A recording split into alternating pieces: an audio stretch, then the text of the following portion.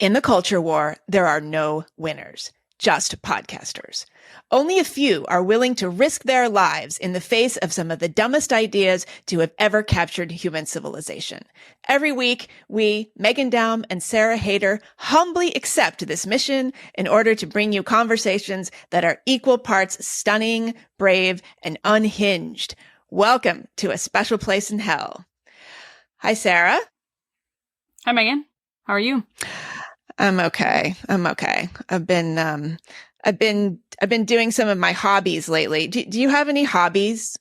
You seem like a not hobby person. I actually have tons of hobbies. Well, I used to have tons of hobbies. I don't have many hobbies anymore, but I used to have all kinds of hobbies. You know, they say women don't have hobbies.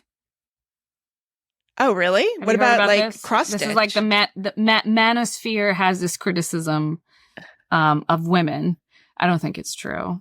I think women Really? have hobbies. I think, well, yeah. I mean, it's just, I think that when they say hobby, they mean something you just have to be like as obsessive as a man would be about, which is to say like, yeah, so if that's the line, then yeah, women don't have hobbies because we're not spending all our time, you know, absorbed in we're not in like community. We're not in Reddit. Yeah. Right. We're not in Reddit communities about knitting or yoga. Right. I guess. Okay. Yoga's well, a hobby, anyway, you so I guess if you don't take it seriously enough, I guess does exercise qualify as a hobby? Yeah, maybe not. It has to be something totally frivolous. Right. Like gardening can or be a like hobby. in collecting. It doesn't, I mean, not that hobbies are frivolous. Well, my hobby is definitely frivolous because the only thing I really enjoy doing on weekends is going to open houses. Even if I'm not looking for a house, obviously, but I just love going inside of houses that are for sale and seeing them. And last weekend, I went to a bunch of open houses in the Los Angeles area, and I got to one of them, and this was not exactly it's not like it was in the middle of the city, but it was, you know, on the outskirts, suburb. And the brokers were sitting in there, and they said, "Oh, it's good that you came now because we had to delay the start of the open house because there was a family of bears in the jacuzzi." A whole family? Now, I was like, a family of bears. I was like, done, sold. I don't even need to see the rest of the house. Like, that is all I need to know. You should, I said, and they, you know, I was like, put an extra 0 on the price because that's worth it to me. Yeah, was just normal. They had pictures of the bears. They were showing me, they had videos of the bears. It was a family, meaning like a mom and cubs. It was the father was nowhere to be found. Of course, it was a modern family. God. That's considered a bear family. Yeah. So I don't know. Like, I just, it made me think, like, are we so cavalier? Is this climate change? Like, and this is actually not the first bear related conversation I've had at an open house. No. In Los Angeles. No. And I mean, they're seeing them all over. It's like, I think it must be the heat and their climate. I mean, they're having to come down the mountains and get in people's garbage and stuff. You know, I don't know why would heat make them go down? I don't know. Well, I don't know anything about this. Yeah. Well, they get in people's because of drought. Okay. Well, I think it's in the mountains, drought, and then they get in people's it's cooler, right? In the mountains, it's cooler. It's nicer. It's more pleasant. Mountains. Why are they coming? We're in the foothills here, but I think that they're running out of food, like natural food sources. So they come down and get the human food, and they also get in people's swimming pools and apparently jacuzzis and have a nice swim. Aw, that's cute. Yeah, I know. I think so too. So, but I would let them hang out in my jacuzzi if I had one. Totally. Yeah. Any wildlife, if they want to come and take a little dip, that's fine. I would get in with them. I would have a picnic. Yeah. A literal teddy bear picnic in the jacuzzi. Yeah. Cute. Maybe drop some acid. Yeah. Anyway, so that was my little opening chit chat. So, all right. Well, I know we have some things to talk about. We're back to school. It's back to school season. Do you wish you were in school? Do you Absolutely miss those not. days? Not at all. Every day I wake up and I think, wow, I'm so glad I'm not. I'm so glad I'm too old for that. I'm so glad I left the K through 12 system. It's gone behind me. No one can make me do it again. They made me do it the first time. I started off as a huge nerd. So it was a unexpected, turn for me as far as like my family and friends were concerned, how much I started to hate school by the end of it. But initially I was a little teacher's pet. Yeah. Good, like perfect grades, like that I was that kid for a very, very long time. Until I realized it was all full of shit and I couldn't wait to get out of there. You liked school. You were a school person. No. I was not a good student, actually. I'm one of those weird, I was like very, very good in certain things and like absolutely atrocious, like almost like learning disabled. I feel like I must have been borderline learning disabled in math, but like if they had at that time, like the same sort of measurement system or like evaluations or whatever, or like, if there had been sort of subtler gradations of deficiency, I think I might have qualified for some kind of like special help or something in math, but I was just so bad. And mostly I just had no interest. I would like space out. Well, so much of terrible. math is like just having the difference between having a good math teacher, like somebody who's really enthusiastic about the subject matter. I feel like this is one of the things where, math and science are especially robbed in schools when it comes to enthusiastic teachers because, I feel like I had so many enthusiastic English and history teachers. I look back on that. I'm like, why did I have like so many like, wow, like like people who were like, they loved literature. They loved, and they're so excited to read, Poe to you or whatever. And they couldn't wait till you heard it.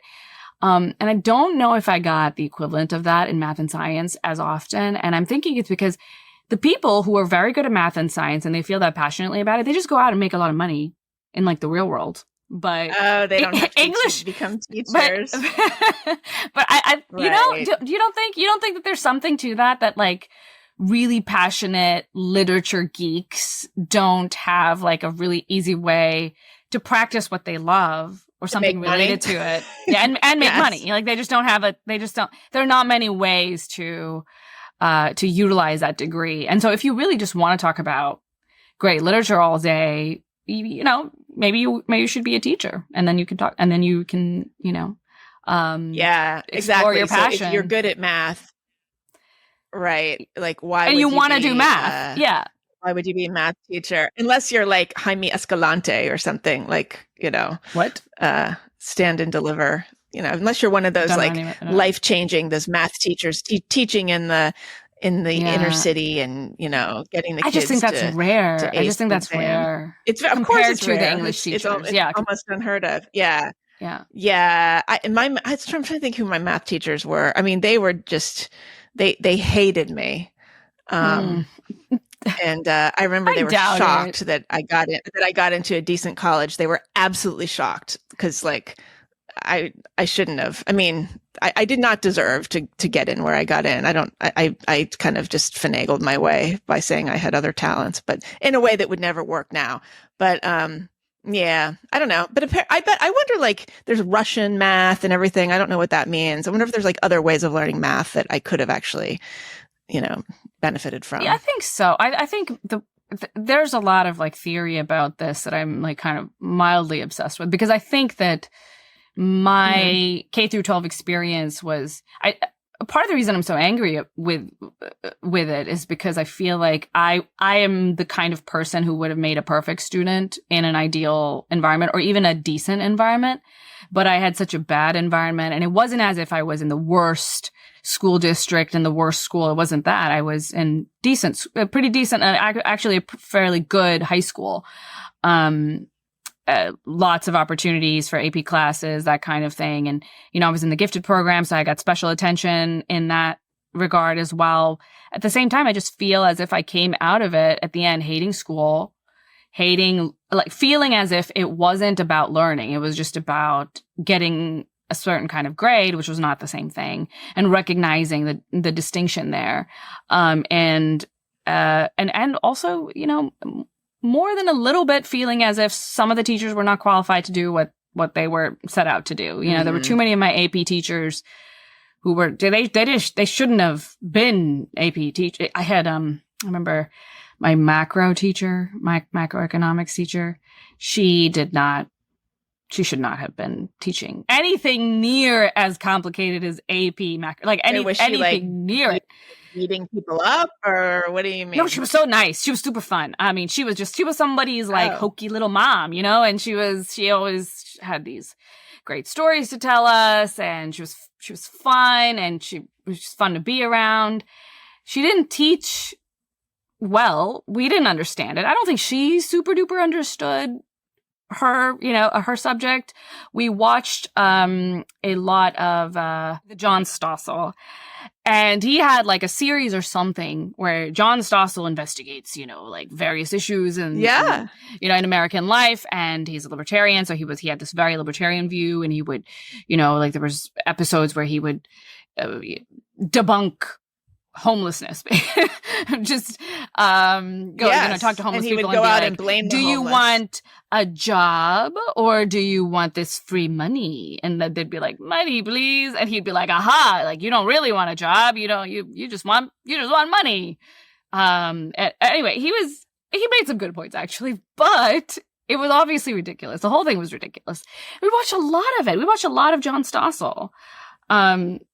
Every, you know, like I think Fridays she would just be like, let's just watch this amazing episode from you know, John Stossel's little miniseries.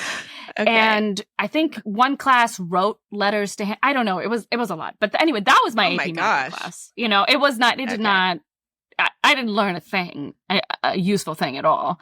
I feel like there was a little too much of this in K through 12, and I ended up hating. I remember one class, I had to have create a persuasive argument of speech class. And I had to do, there was a creative, persuasive argument that I had to make. We could pick the topic. I picked, you would like this. This is why I bring it up. Assisted suicide, euthanasia. And that was going to be your favorite topic. You love suicide. But also, yeah. So, this was my persuasive topic that I chose, and I was going to convince people that assisted suicide in some circumstances was a good thing, you know, and merciful thing, whatever. Really all, but you got to ease them into it, Megan. Yeah, that's true. First you start by just the terminal cases, and then you end up with the Obama death panels. But anyway, I gave the talk. And afterwards, she pulled me to the side. The teacher pulled me to the side. I won't forget it. She was like, can you stay after class? I was like, okay. I stayed after class. And she had she gave me a big lecture about how suicide is bad.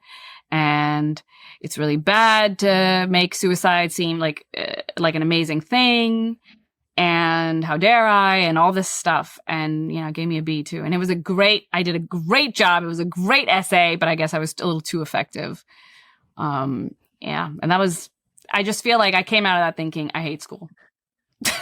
I hate school. Yeah. I hate. Do you still have the essay? You could repurpose it. I had like a whole PowerPoint. I had a whole PowerPoint presentation, and it was great. It was excellent. I convinced people. My friends afterwards were like, "Oh wow, I changed my mind on this." But I actually did too much of a good job, and she punished me for it. Yeah, and I can give. I had an English. Yeah. I had an English teacher who used to accuse me of plagiarizing my papers, my essays, because they were so good. Because they were too good? Yeah. Megan. They were too good. I know. But he now apologized. Now you have that as a feather on your cap. Professional writer. Yeah, exactly. He did. But you know, okay. He did? It's interesting. He didn't, I mean, he was just, I don't know if he apologized, but I think I think he actually accused a lot of people of plagiarizing. Like if their papers were really good, he would call you in and ask if you actually wrote it. And that was like a feather in your cap. It was like a sign of praise.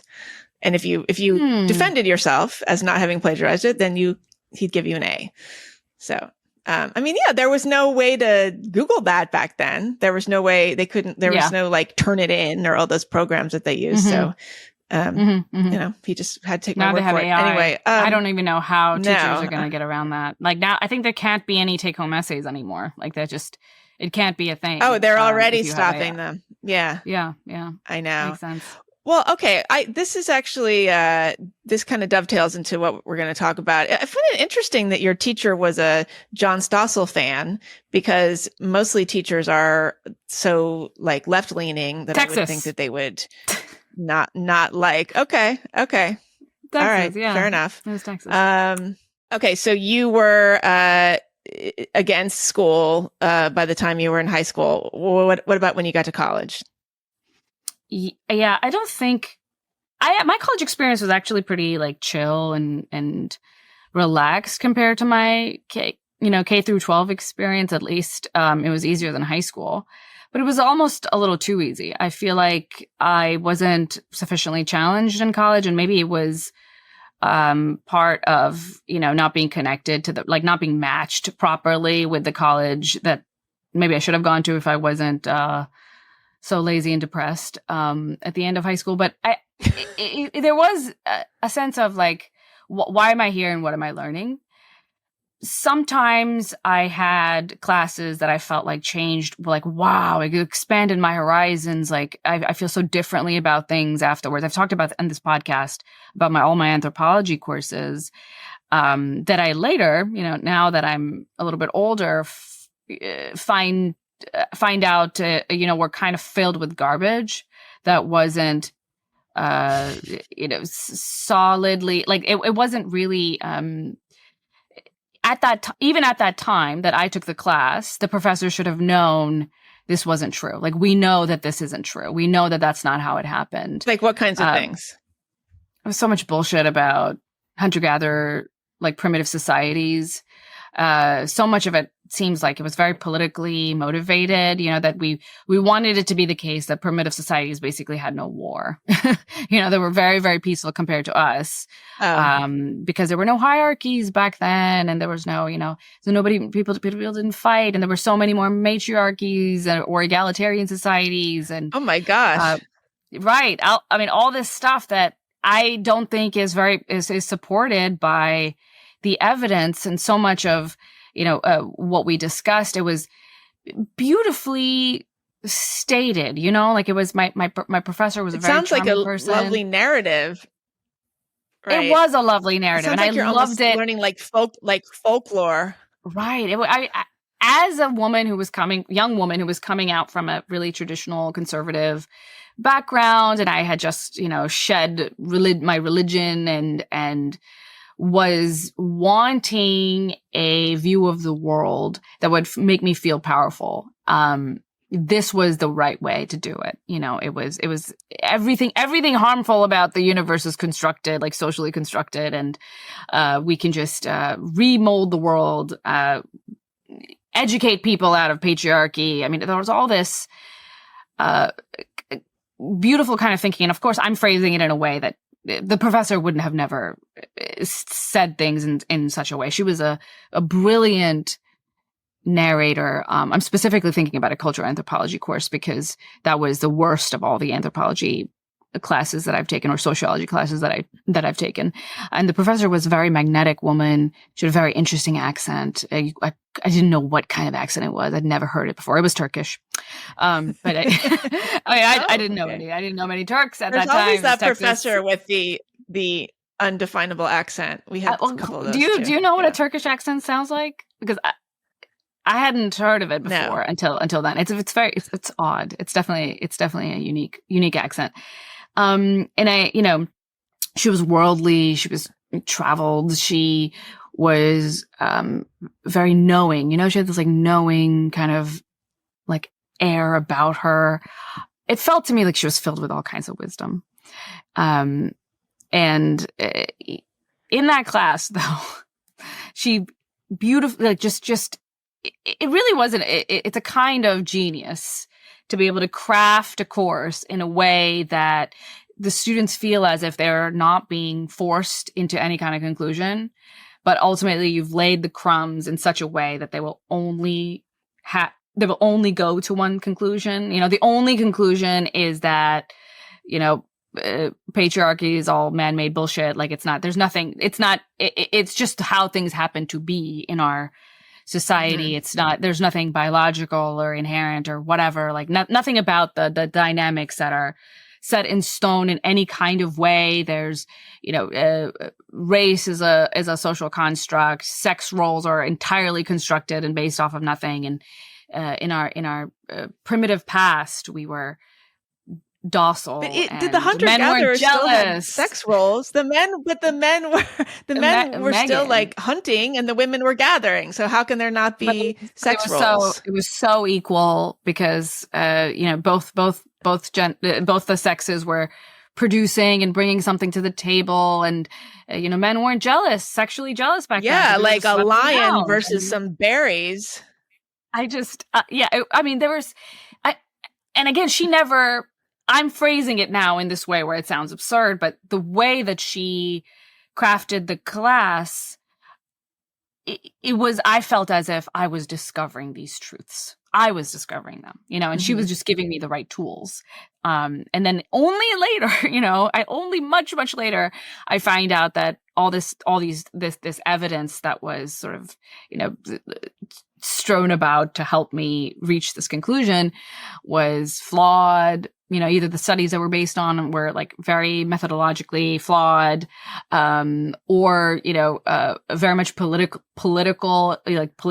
bias. Often it wasn't even like the specific ethnographer that was biased. It was the the people who interpreted the findings of the they get bastardized. Yes. Right. And that was happening quite a bit. People were taking, one little crumb of like one Eskimo culture in, one woman who spent 2 weeks with, an Inuit family whose language she didn't speak, and she has now she has all these insights now. Can you imagine? Like she just came in with her like UGG boots and sat there and took some notes for a couple of weeks, and that was. But they taught us things. These ethnographies they would take some little finding and expand it out into what human nature is and what human culture is, what human social organization is, and I just felt like for years I had to deprogram myself almost, but I didn't know what was true and what was, because of course some things were true, many things were true that she taught, but some things weren't,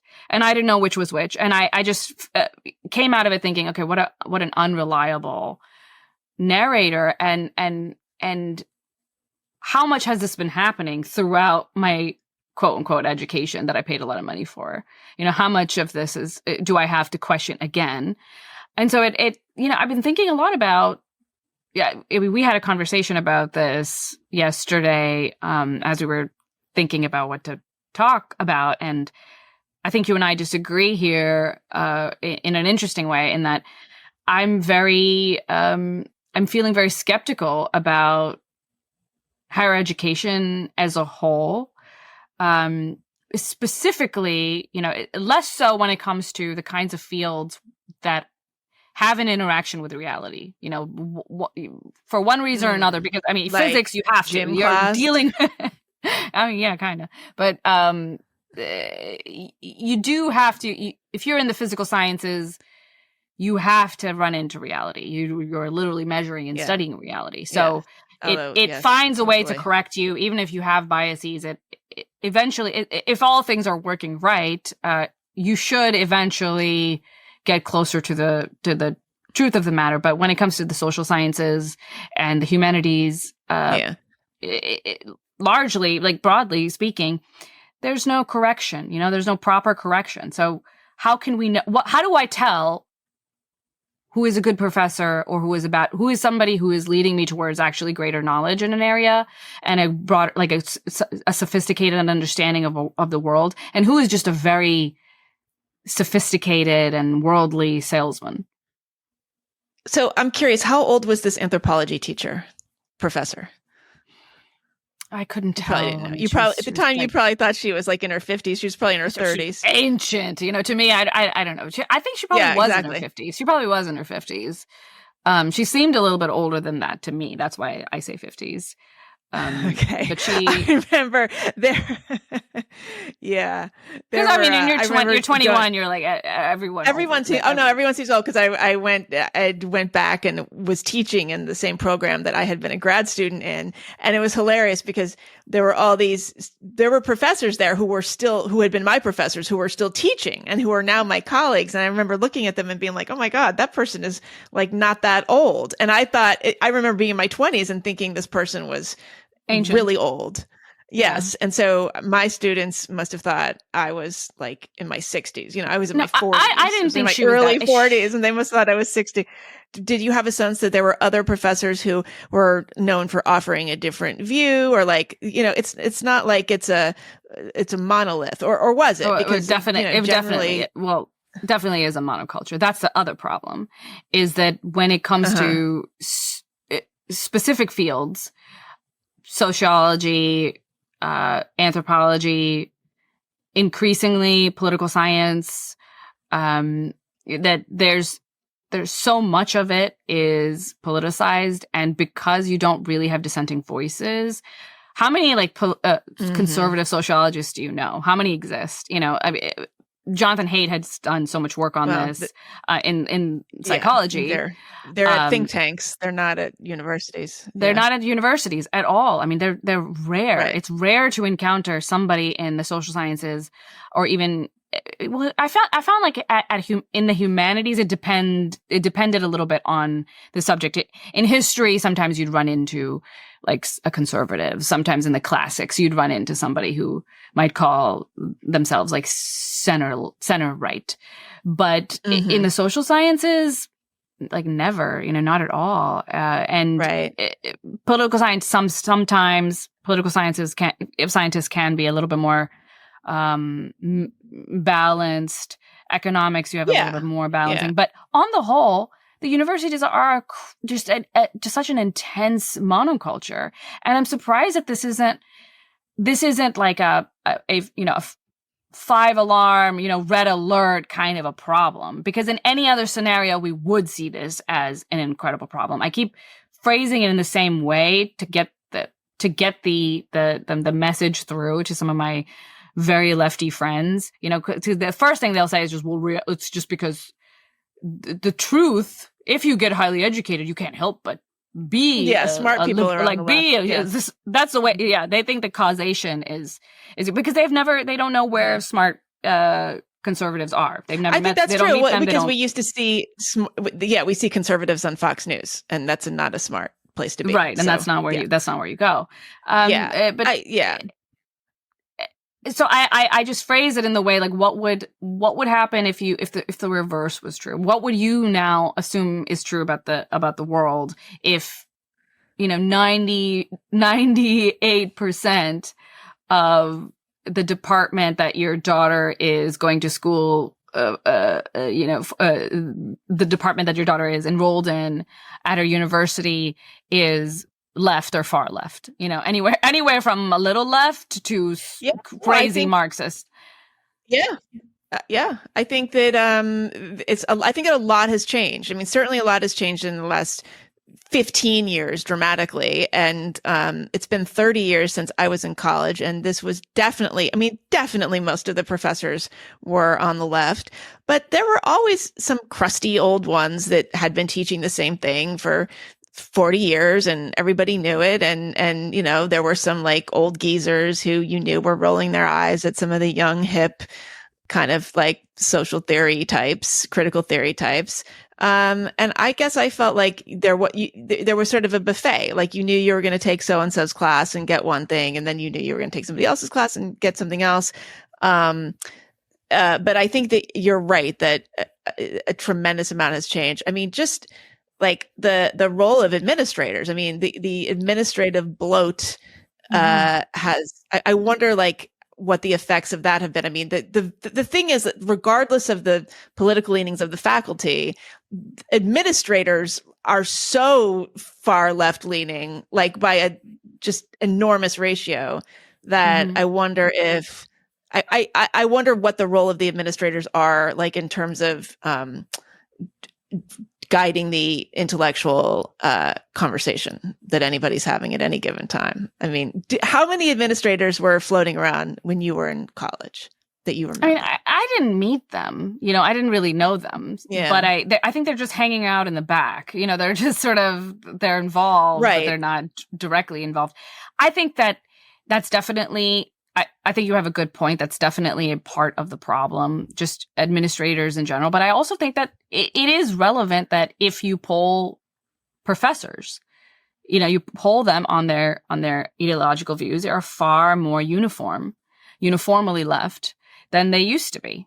Like in your time when you're talking about this buffet, I think I had a few professors like this, like old guys, but they were going to retire, like they're going to go away and they're going to be replaced by somebody young who feels as if, this is their calling. And finally, this is how they will, project their social justice mission onto the world. And I find it to be, extremely, it makes me nervous because I think that no matter what I say, I have a lot of skepticism in our institutions, and I voice that skepticism on this podcast a lot, but I feel that these institutions are extremely important. Like I'm an institutionalist. I think that this is what makes America America, and we're really a first world country that functions well.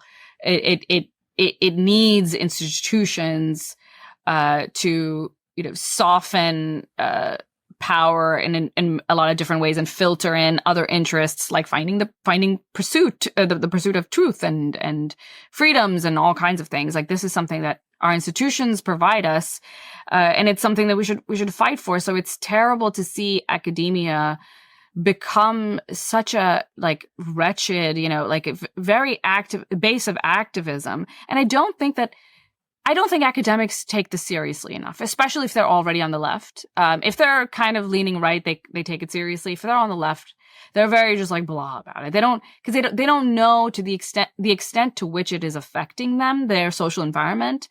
They don't know how much poorer their scholarship is because of their environment. And they are not, their political instincts do not, put them in a position where they're questioning, the bad theories that are coming out. From their own camp. Of them. I mean, there are certainly plenty who are frustrated. Look, who we hear from all the time. I mean, I'm sure we have many people listening to this podcast who are professors, and they're like, "Well, wait a second. If you only knew the cognitive dissonance I feel, and the then why are they doing anything about it?" I mean, here's the other.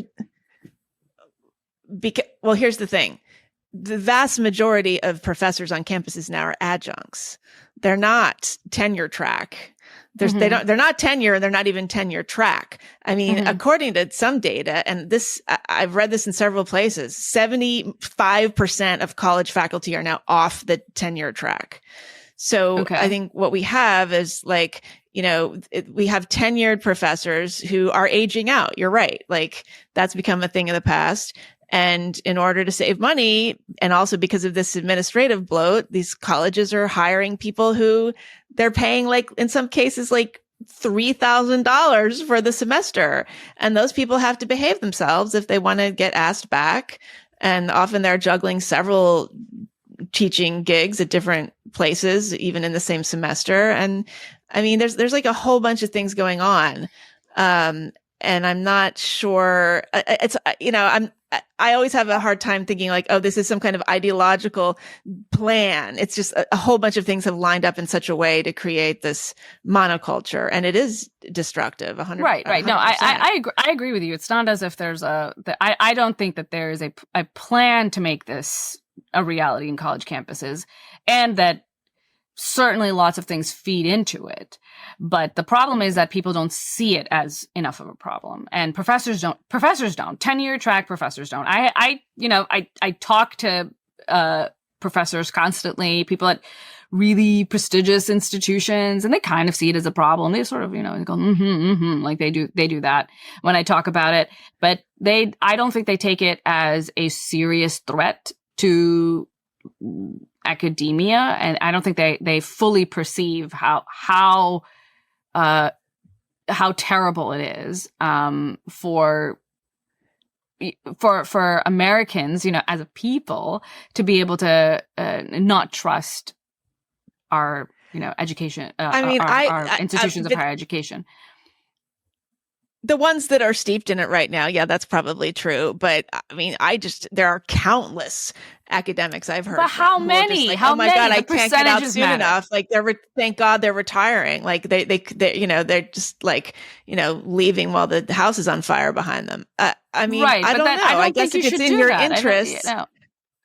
Well, what do you mean? I feel as if I mean, I see what you're saying. Like, don't paint them all by one brush because there are a few of them that are unhappy with it. But that doesn't matter. It doesn't matter if there's a tiny. I think there's more than a few. Then why aren't they speaking out? If there's so many? Because they need, ultimately, everybody same reason knows. Nobody speaks out.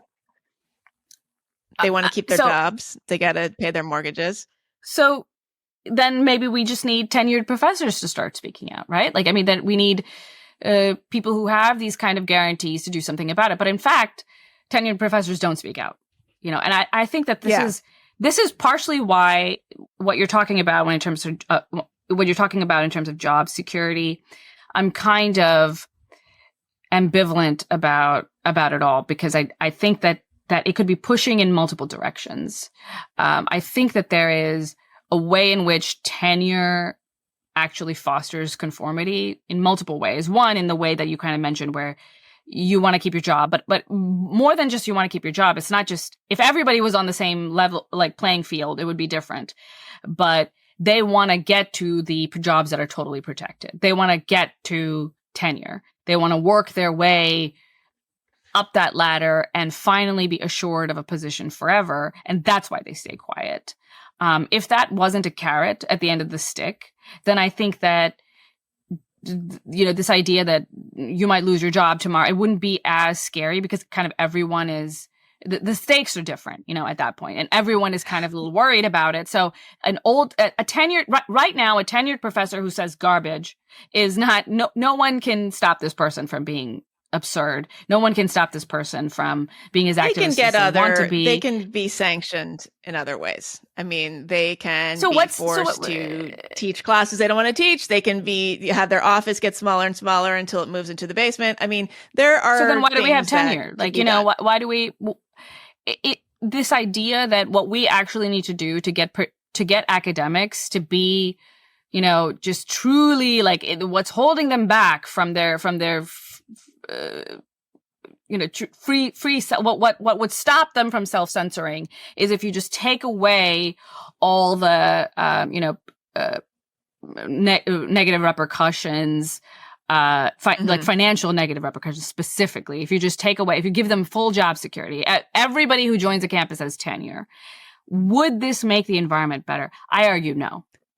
I think counterintuitively it wouldn't. This idea that if you give them, you take away their financial, woes, and professors feel as if they have a certain amount of security in their job, intuitively, we all want to say that makes them freer, or it should. It should, right? Technically. But okay, I think I don't disagree with you, but it's not, there's no practical solution, because if you got rid of tenure, everyone is effectively going to be an adjunct. And then then it's going to function like a corporation. And then you're going to have, they're going to fire the expensive old people, and they're going to just keep hiring young, cheap people. And we're going to have a cheap labor force. And that's a disservice to students. I mean, we've already got teaching assistants teaching half the classes at big universities. How would you say, what would you say would be a method that we could judge the quality of a professor or of, a higher education teacher? Like, any measure. It's hard, because is there any measure? Right. I mean, it used to be, right. Like, I mean, it used to be, I guess, like the quality of your publications, we peer reviewed stuff.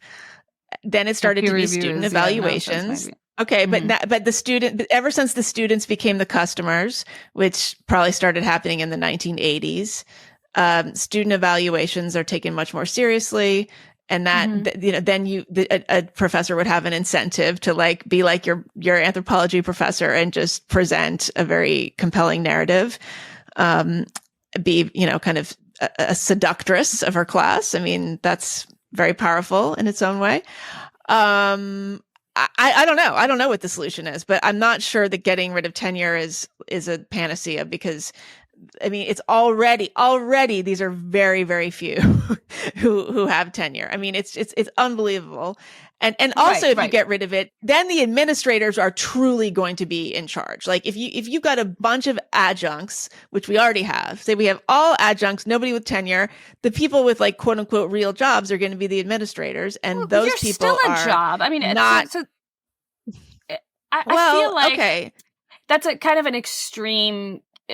Like it's as if the corporate world doesn't have people who stay in a company for 10 years, as if there's no job security at all in the corporate but the world. corporate world is about making money. There's a measurable metric. Okay. Like right, if but you make even money having for your a bunch company. I mean, I had adjunct professors in college, and they were some of my worst professors because they just didn't know. No kidding. Clearly, they didn't have experience teaching, and it wasn't that they weren't intelligent or they didn't have a desire to teach. It was just that they weren't good at. They didn't have experience. They weren't good at it. Why wouldn't also that probably be something got 5 other jobs? Actually, I was shocked. I read this. The average age of an adjunct is 46. I mean, people are doing this their entire careers at this point. Sure. Yeah. No, I definitely think the system is broken in multiple ways, but I don't think that if you got rid of tenure, you would just turn into a bunch of adjuncts, because there are lots of countries in Europe that don't have like an equivalent to tenure, and they still have professors. They have assistant professors and full professors, but like but they also have free college. A lot of them. Yeah, but their students are not being treated as customers, because the students, they've got like. But I think treating a student as a professor as a customer, it's a different system. A student, but I had bad experiences with adjuncts. So if as a student, if I was a customer, if I gave an evaluation, I would say, I really like this professor, but he doesn't know how to teach. And some of my best professors were older professors, experienced teachers. And I don't know why. I'm not sure if it's immediately, it's definitely the case that student evaluations means more adjuncts and less full professors, unless you think that years of teaching don't lead to better. No, I don't. I think that's a separate issue. The student evaluations is a separate issue. I just mean that, like, if tenure was not a thing, there would be absolutely no incentive to hire qualified, experienced people that cost some money. All you would do is hire cheap. Why wouldn't there be it's an cheap incentive? Labor. Because it's cheap labor. Why would getting rid of tenure? Why does tenure? I guess I'm not understanding your logic. You're saying without tenure, there would be no incentive to not hire a bunch of adjuncts? Yeah, because if you got tenure, you're guaranteed a certain salary. I mean, there's all kinds of perks that come with that cost the university money. They've got to pay you health insurance. They got to pay you all the things that a regular employee gets paid. If you get rid of that. Yeah, well, if you get rid of that, you would have more full professors and fewer adjuncts, because tenure is so expensive. It's like when you have teachers, teachers that you can't fire because of a teachers' union, protections. There's like parts of the country where you just can't fire a public school teacher. Once you've hired them, it's incredibly hard to get rid of them. And when you create an environment in which it's incredibly hard to get rid of a bad performer, you actually create an environment where people don't want to hire that quickly. Like they're scared of offering that full-time, that kind of position to people, because they don't want to be stuck with this person forever. So why? Right. That's why it's so hard to get a professor job. Right. No, but why? So get rid of tenure. And then tenure track positions, period. And then universities, by that logic, universities should be more open to hiring much more stable professor jobs, and more stable than adjuncts, not as stable as tenure track, but much, much more stable. Yeah, look, wouldn't that, I'm just saying that your logic for, why adjuncts get hired and why I think it kind of works the opposite way. Like, I think it might be the case that tenure makes it more difficult because it's such an expensive, huge expenditure for universities, and then you can't really get rid of them.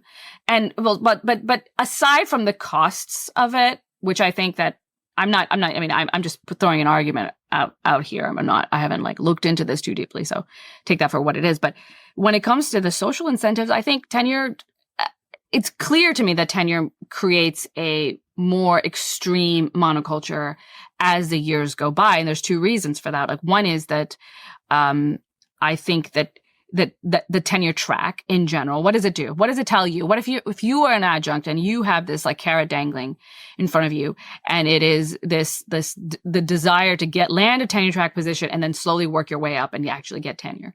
What do you do in that time, those 15 years? You keep your mouth shut. You keep your mouth shut, and you please who? You please, the hiring committee or whoever it is that helps get you that position. Many of which are faculty. I think maybe all of them are faculty. Correct me if I'm wrong here, well, actually, but probably administrators as well. But okay, I look, I don't actually disagree with you. I just don't know what the solution is, because look, even if you get rid of tenure and people, they hire full professors, and there's a system for hiring that is rigorous, people are still going to be keeping their mouths shut in order to not lose their job. Look, there's no doubt that people kick their feet up on their desk after they get tenure and do nothing. That is definitely a scenario. But there's also, I mean, people in the arts, if like having a tenured job, like as a writer or as an artist or something like that, like that is tremendously helpful, because if you don't have that, then a whole other form of conformity sets in, where you're constantly applying for grants and things that are even more politicized in the university system. I don't know. I mean, I think it's really complicated. Like, even scientists are constantly having to apply for grants and research funding to kind of, complement their salary. Their salaries are not even like full salaries. They are expected to go out and get their own research dollars. So it's just a very complicated mix. And like, I don't in principle disagree with you.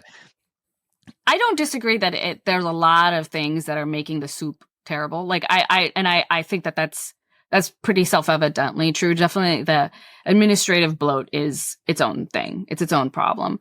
I'm just talking about like in particular, if you just take this one aspect and you remove it, will the whole soup get better or worse? Like, is it going to make things better, or is it going to? I think it's going to make things better, because of the carrot won't be as enticing, and it won't be as lengthy as well. Like, to get to that point, you have to keep your mouth. It's not even just that you have to conform for that period of time. When you make that a condition of getting this just this amazing thing at the end, the kinds of people who can't keep their mouth shut are going to be disqualified from that position no matter what, just because they have those temperaments. Which I think that is new, and I think that's new. You won't be able to Right. Well, because who are you being judged by? The faculty, right? And then the faculty keeps getting more and more conformist over time, because the faculty that used to hire make it. Exactly. So, I used to teach at Columbia as an adjunct, and I love Columbia. I loved being a student there. I loved teaching there. I don't know what the situation would be if I tried to go back to teaching there. Maybe it would be fine, but I can tell you that the people who championed me and who hired me and wanted me to teach there have mostly retired. Like, that was an entirely different generation. Those were my teachers, in fact. Yeah. And, I'm curious about your experience, because, even as an undergrad, I feel like, there were definitely activist professors and, known Marxists and this kind of thing. But we went into the class knowing that. And I just feel like the students, we were pretty like self-directed when it came to knowing who to take seriously. And I don't know. It was just, I feel like we weren't necessarily in there for like any kind of cult of personality. I mean, there was definitely some of that going on. Don't get me wrong, but I don't know. Like, you would take one class and talk about it, and you take another one and you talk to your So, friends. but And you the took whole, writing, right? Like this was your yeah, but I went into got a liberal arts degree. I mean, I took anthropology, I took sociology, I took all kinds of classes. But, and the thing too was if you challenged your professor in the class, that's how you got a good grade. I think maybe that has changed. I don't know, but critical thinking was like the highest possible value in my college, in my time. I don't know. I just feel like it's all like there's a vision of what higher education should be. I don't know if in reality that's what it is. College was not a mind-blowing experience for me. I wasn't exposed to all these amazing ideas. I wasn't. You got really into Camus. What about your Camus phase? But professors had nothing to do with that. That was on my own. I was reading on my own, and I was discovering all these like amazing philosophers, and I was educating myself from YouTube University. Yeah, but YouTube University, I do think that better in so many ways. Frankly, like that's what I'm saying. I actually, yeah, I know. I actually think that the higher education is rapidly losing its value. I would be very curious to see what parents are going to do in 20 years. Like what your generation of parents is going to do. I mean, I'm fascinated. Yeah.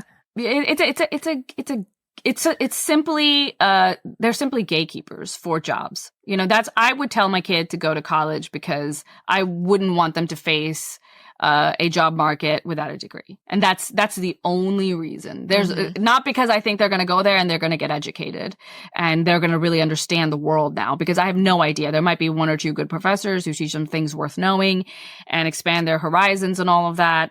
And then there might be many more who teach them nothing. But of course, this is coming from a liberal arts like mindset and liberal arts background. Yeah, what if they want to be engineers? That they need to. I think it's very different. Yeah, with like technical, like with the kinds of fields where you're really grounded in the real world. And that's another reason that I think tenure makes things worse, especially for liberal arts, because again, counterintuitively, there's this idea that if you don't have to worry about finances, if I don't have to worry about finances, then I'm going to just say whatever I want to say. And I would have like, fuck you money. And when I have fuck you money, I'll finally speak out, like I will stop self-censoring. But that's money. But that is the underlying premise is that I am freer now to be truthful and to follow the truth wherever it goes and to be courageous because I'm risking less.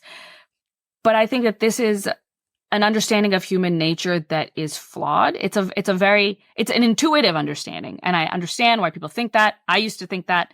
I don't think that's what actually happens. I don't think that people arrive at truth when they are just free to arrive at it, because I think we don't like the truth. The truth sucks. The truth doesn't make anybody feel good. Yes, anybody. We you know what I mean? Literally no one can handle it. Literally it is in no one's favor. It's on no one's side. There is no political bias for truth. Like truth hates everyone equally. And when we are truthful, I think we do have this like higher order, like desire to be truthful because we see this as an amazing, beautiful value. But in our actual day to day, why are humans truth? Why does humanity care about what is true? We care about what is true because it's existentially useful. Like we will die. Well, also it can solve problems. I mean, I just think if you can't state the problem correctly, you have no hope of solving it, obviously. Right. So if you have problems, if you, Meghan, have a problem, then you care about the truth because you want to find a solution to that problem. If, Meghan, you don't have that problem and other people have that problem instead, and you're just so compassionate because you just care so much about their well-being, and then you're investigating the problem, that's an entirely different incentive. And it is one that is far more warped and distorted. And I think that's what we're seeing. That's what tenure, to the extent that you have skin in the game. Financial incentives actually keep you, like, it is a form of having skin in the game. If I wrote about this a little bit on my Substack. And it's an article called How Tenure Fosters Conformity. But I was thinking about it based on, like what was happening with COVID. I had this weird, on my feed, I follow a lot of lefty people, I follow right-wing people, I follow like a huge mix. And I was seeing how different the kind of sources of information they were, but also I was noticing a class distinction too. I was noticing that for blue collar kind of, or like people who are having to go out into the real world. Yeah, you actually, they have not a laptop jockey. Not a laptop guy. Yeah. They have skin in the game when it comes to conversations about lockdowns, when it comes to conversations about masking, because they actually have to go physically. They have to be the ones to put on the masks. They have to be the ones who send their kids to places where they have to put on masks. They have to be, they're the ones that are living with the political consequences that everybody was voting for, including people who never have to deal with the consequences, And I think that made it so that this laptop class was less, they were less willing to consider the on the ground realities of the policies that they were voting for. And extrapolating that to just academia and this tenure conversation, the more that we remove people who are supposed to be finding the truth from a reality check, like from the kind of conditions that would expose them to reality, the worse but that's off most they people become. going into academia anyway, regardless of tenure. Like somebody who wants to be a professor that's another problem. Like, I agree. By definition, living it. I mean, although I have to say, so many more people go to college now. Like there's so many more first generation students. There are immigrants. I think I don't think it's obvious. The student body is changing. That's part of the reason all these administrators have been hired. Like, there's a bunch of reasons. I mean, some of them have to do with government, government issued guidelines like the Clery Act and Title IX and all that kind of stuff. You need, apparatchiks to work through all that stuff. But another reason is that you've got a lot of students who are on financial aid, who have grants, who have funding, and you need people to help them process that. And you've just got, there's more hand holding going on, partly because of the coddling factor. Yes. These guys, but I was never, okay, I was you are special, but no, but I didn't actually get this attention. Gigantic university. But I mean, I think I read this, Yale has one administrator for every student or something like that. Like, oh my gosh, everybody has an IEP essentially. Yeah. I mean, that's crazy. I just feel like you just don't need that. I mean, it's not necessary. No, I don't know why. So and are they also, in the dorms? Like, this is the other thing I don't understand. Like, I cannot imagine there being one administrator for every student. Like, I don't even, are they living in the housing? Like, we had RAs, we had upperclassmen who were supposed to be in charge of you. If any, nobody was in charge. What did they do? Maybe there was a little faculty. What did the administrators do? I don't understand. I think a lot of it is mental health stuff. All day. Well, they make work. I mean, there isn't. So they make work. They make work. Yeah. But I think we have so many students they say that they have a disability, or they have, I was reading something like the amount of therapy animals that now come onto campus with the students every year. It's, there was a funny thing. Someone was passing this around in the Unspeakeasy community. Somebody posted there was some photo spread of dorm room decor. I mean, this was astonishing. These were these photographs of the way that the mothers, I'm sure, had gone all out with these extreme designer, roughly matching bedspreads and plush carpet. I mean, spending thousands of dollars, and you can actually hire interior designers to design your dorm room for you. Yeah. Wow. Yeah. So, I mean, it's a different landscape. But I just think it's a whole bunch of things, as is everything. Yeah. Unfortunately, everything is due to a whole bunch of things. I will say that I think the final word in tenure is that when I was in my 20s, I had a boyfriend who was not exactly an intellectual. He was an airline pilot. Okay, I'll just say he was an airline pilot. And we were hanging out with some friends of mine in New York, which was interesting. And somebody said, "Oh, did you hear so-and-so got tenure?" And everybody was, excited. And my boyfriend starts going like, "Oh, whoa, oh, yikes. Like, oh boy." And I think he thought that tenure was a sexually transmitted disease. Like somebody had gotten tenure, like they had contracted it. No, okay, he was, but like, he must have been shaking his really head. stupid. If everybody else is congratulating them, then he really I don't can't know. read the He was room. just like, he heard the word I and know, but he like was contextually, like, take a look at how other people are like, reacting. It must have been real. yeah, well, Okay. I don't And know. that guy's in the Anyway, sky right now. He's flying an he's in the airplane sky. around. But Oh my he God. wasn't wrong. He wasn't wrong. No. My feeling at the time was like, you're right. It kind of is like a sexually transmitted disease, tenure. Yeah. So okay. All right. anyway. All right. Well, we're going to wrap this portion up, but we're going to do some bonus. What are we talking about in the bonus? I want to talk about this really interesting study. It was actually from 2 years ago, 2021, and it never got published for reasons that we'll find out about the political values of academics. So it's very much in line with what we just talked about, and you're not going to be super surprised, but it's going to be an interesting discussion, I think. And I do want to remind people about my debate, which by the time this will have aired, I might have already lost. In which case, don't look it up. You're not going to lose, Sarah. Don't look it up. Don't. You may lose the battle, actually, but you will win the entire culture war. I don't even know. I don't so know this about is that. This is your debate with. You're going to come to LA. I get to see you in person, and this is your debate with it's the Free Press is sponsoring this. You and Grimes naturally are going to be going head to head with Louise Perry and Anya Kachin. Yeah, so I think this probably will have this will be dropping right around the time that actually the debate is going on. Maybe there won't be any tickets available. Maybe I don't know, but if there are, the moment that people are listening, it's going to be going on. Oh no! Yes. And we should say that the debate is not. People have asked if the debate's going to be live streamed. No, of course not. No, they need to come in person and see it.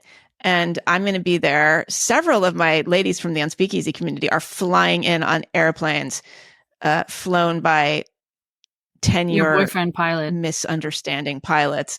So there's going to be a lot of folks there, and it's at the Ace Theater in downtown LA on September 13th. I'm nervous, but I'm also excited. I think it'll be fun. I hope to see, they've just they asked me what I want to do with my hair and makeup. So maybe I'll come out all like Kardashian, like glammed out. I think that'd be nice. Cause I'm like for the sexual revolution. So I think I should really embody it. I think you should just dress like Madonna, or maybe you should wear a meat dress like Lady Gaga, something like that. Ew, that sounds maybe you should change. There's going to be an after party, so you should have a costume change. You should wear one thing for the event, and then you should do costume change because there's going to be a whole. So I'm going to have to buy another thing. I already bought one outfit, and now I got to buy 2 outfits. I don't know about that. I can't afford this. I can't afford this. Okay. Well, come to the debate if it's if this is dropped early enough that you can come to it, or just hang out and wait, because I think it will be online at some point. It will be okay. Okay, yeah, I think so. Okay. Do they need to know anything about the Substack? Subscribe. We're going to be changing things. We're going to be the Substack is how you can get access to our communities, like our little comment communities, and often in the bonus we address people's comments, and it's kind of like a discussion. It's kind of like a conversation, which I really like. It is kind of, except where we slip into your DMs. Yeah, sort of. We slip into the comments. We do.